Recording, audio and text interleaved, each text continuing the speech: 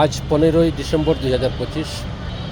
আমার জীবন চলার পথের আলোর দিশারি, মানুষ গড়ার কারিগর, এশিয়া মহাদেশের অন্যতম প্রখ্যাত রাষ্ট্রবিজ্ঞানী, অক্সফোর্ড খ্যাত ঢাকা বিশ্ববিদ্যালয়ের সাবেক সফল উপাচার্য, বাঙালি ও বাংলাদেশি জাতীয়তাবাদ, ইসলামী মূল্যবোধের এক অকুতবয় আমাদের যিনি বুদ্ধিজীবী, শিক্ষাবিদ, যার গুণাগুণ, যার বিশ্লেষণ ইত্যাদি আমি আমার এই ক্ষুদ্র জ্ঞানে করা কোনোভাবেই সমীচীন হবে না। তিনি একমাত্র কেবল একটি নামেই, ওনার নামেই তিনি পরিচয়। তিনি কে? তিনি হচ্ছেন আমার পিতৃতুল্য বাবা সন্তুল হিসাবে, যিনি এমেরিটাস অধ্যাপক ডক্টর এমাজউদ্দিন আহমেদ স্যারের আজ 91তম জন্মদিন। তো যে বিষয়টি বলি, স্যারের সাথে আমার অত্যন্ত খুব ঘনিষ্ঠ যে বিষয়গুলো, অনেক সময় অপরিচিত মানুষ ও নিজের নিকটবর্তী মানুষ হয়ে ওঠেন। ঘনিষ্ঠতা এমন একটি অবস্থা হয় যখন একজন মানুষকে সব সময় নিজের পার্থিত স্থানে নিয়ে না এলেও কিন্তু সে কাছাকাছি নিয়ে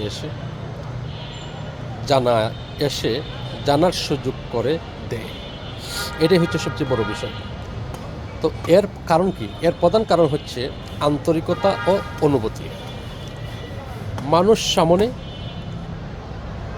অগ্রসর হওয়ার পথে মাঝে মাঝে যখন পেছনে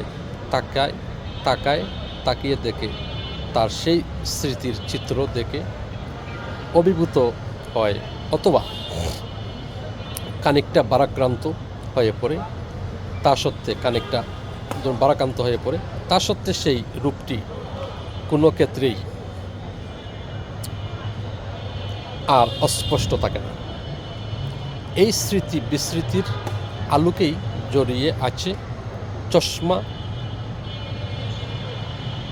অন্তরালে দুটো উজ্জ্বল চোখ, আর মুখে স্মিত হাসি নিয়ে যিনি ডাক দিতেন বাপু বাপু বাপু। হ্যাঁ, তিনি কে? তিনি হচ্ছেন সেই কিংবদন্তি আমার পিতৃতুল্য বাবা, প্রখ্যাত রাষ্ট্রবিজ্ঞানী, যার কথা বলে যাচ্ছি, অধ্যাপক ডক্টর এমাজউদ্দিন আহমেদ। আজ 5 বছর অতিক্রম, সেই বাপু শব্দ আর শুনতে পাই না। মন ভারাক্রান্ত হয়ে ওঠে, মন ভেঙে যায়, চোখে পানির জল চলে আসে। আজ গিয়েছিলাম কবরের পাশে দাঁড়িয়ে হাত তুলে মুনাজাত করে আসছে। আল্লাহ তাআলা যেন পিতৃতুল্য বাবা ডক্টর এমাজউদ্দিন আহমেদকে জান্নাতের মেহমান হিসাবে কবুল করুন, আমিন।